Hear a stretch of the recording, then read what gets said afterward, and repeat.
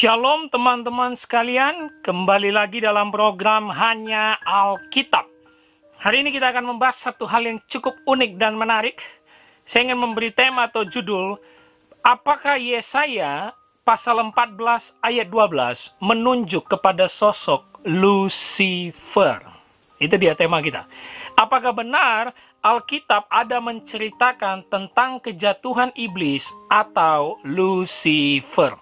Ini menjadi menarik karena kita tahu sering sekali pemahaman-pemahaman terutama di kitab Yesaya pasal 14 ayat 12 diyakini sebagai sosok Lucifer. Apakah benar demikian? Mari kita buka Alkitab kita untuk semakin kita mengerti pembelajaran kita hari ini. Yesaya pasal 14 ayat 12. Begini bunyi firman Tuhan. Wah, engkau sudah jatuh dari langit, hai bintang timur, putra fajar. Sampai situ saja pembacaan kita. Wah, engkau sudah jatuh dari langit, hai bintang timur, putra fajar. Kalau kita melihat judul perikop atau konteksnya adalah ejekan tentang Raja Babel, atau bisa kita katakan ini adalah sindiran atau parodi yang dibuat oleh Yesaya terhadap Raja Babel yang berkuasa. Nah, yang menjadi menarik, benarkah kalau kita melihat konteks dan judul perikop ini, Yesaya sedang membicarakan Lucifer? Benarkah sosok Lucifer ada di Alkitab? Ini menjadi menarik kenapa, Bapak Ibu Saudara? Terjemahan LAI kita menerjemahkan hai bintang timur. Kebanyakan kita tahu kata Lucifer itu ada dalam terjemahan King James Version. Oh Lucifer, son of the morning. King James Version menulis Lucifer. Kalau dalam terjemahan Ibrani bahasa aslinya Hallel ben Shahar. Hallel ben Shahar. Dalam Septuaginta, yaitu terjemahan Perjanjian Lama dalam bahasa Yunani, Septuaginta, bukan Lucifer melainkan Heosporos, ya. Heosporos. Sehingga dalam Greek translationnya itu juga dikatakan the day star. The Day Star. Terjemahan Inggris lainnya NASB, NIV, dan ESV itu memakai Morning Star. Morning Star. Nah, kenapa Lucifer? Ternyata ini berasal dari Vulgata, terjemahan ke dalam bahasa Latin yang ditulis oleh Jerome. Memakai kata Lucifer di ayat ini, sehingga King James Version memakainya juga Lucifer. Lucifer diyakini artinya adalah pembawa cahaya, pembawa sinar. Dalam bahasa Latin, lux artinya sinar dan fere yang artinya membawa, sehingga Lucifer artinya pembawa sinar. Yang menarik, astronomi orang-orang Romawi kuno menyebut bintang pagi atau fajar dengan istilah planet Venus. Planet Venus, sehingga makna kata Lucifer ini bisa juga dikaitkan dengan Venus, planet Venus. Kenapa? Karena planet Venus ini tidak muncul di langit pada malam hari jika dilihat dari timur.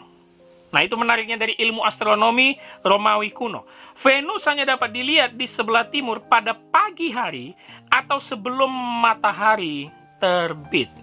Dikatakan juga Venus adalah planet paling terang setelah matahari dan bulan yang menerima cahaya dari matahari. Venus adalah planet paling terang, sehingga dia dikaitkan menjadi pembawa sinar, pembawa cahaya, yang ditulis Jerome dalam Vulgata, Lucifer. Nah, yang menarik, terjemahan Lucifer ini, Yesaya 14 ayat 12, tidak akan ditemukan dalam salinan kuno. Dan berarti kita meyakini orang Yahudi tidak tahu apa nama Lucifer. Rasul, bahkan Yesus sendiri mungkin tidak tahu apa nama Lucifer jika mereka meyakini Yesaya adalah kitab perjanjian lama yang mereka pakai pada zaman mereka. Nah, kita tadi sudah tahu bahwa Lucifer ini muncul dalam kekristenan karena terjemahan dari Jerome ke dalam bahasa Latin atau Vulgata. Itu sekitar 4 Masehi, 3 abad setelah era Rasul, Bapak Ibu Saudara teman-teman sekalian. Nah, oleh karena itu, Vulgata ini dipakai menjadi versi Alkitab resmi Gereja Barat berabad-abad, satu abad, sekitar 500 sampai 1500-an Masehi. Oleh karena itu, King James Version memakai Vulgata yang paling dekat untuk menerjemahkan kitabnya. Sehingga tidak lain tidak bukan, mereka pun mengikut Vulgata dan mengambil nama Lucifer di Yesaya 14:12. Itu yang menjadi konteks latar belakang dan background kenapa King James Version satu-satunya yang memakai Lucifer. Sedangkan kita tahu tadi NASB, ESV, NIV tidak memakai Lucifer. Yang menarik, banyak teolog yang berpendapat bahwa ini adalah karakter yang dimunculkan oleh Jerome sendiri sebagai penulis Vulgata, Alkitab bahasa Latin. Ini karakter yang dimunculkan karena dia terinspirasi oleh uskup yang namanya Lucifer of Cagliari. Jadi ada hidup uskup namanya Lucifer of Cagliari yang menurut sejarah dia melawan aliran Arminianisme pada zamannya, sehingga dianggap melakukan pemberontakan terhadap pimpinan atau paus tertinggi pada zamannya. Nah, pemberontakan itulah yang mungkin diambil maknanya oleh Jerome, sehingga mengatakan Lucifer adalah iblis yang memberontak dari surga melawan Allah sehingga dibuang ke bumi. Tapi jelas bukti itu tidak sesuai dengan makna dari konteks Alkitab yang ditulis di kitab Yesaya.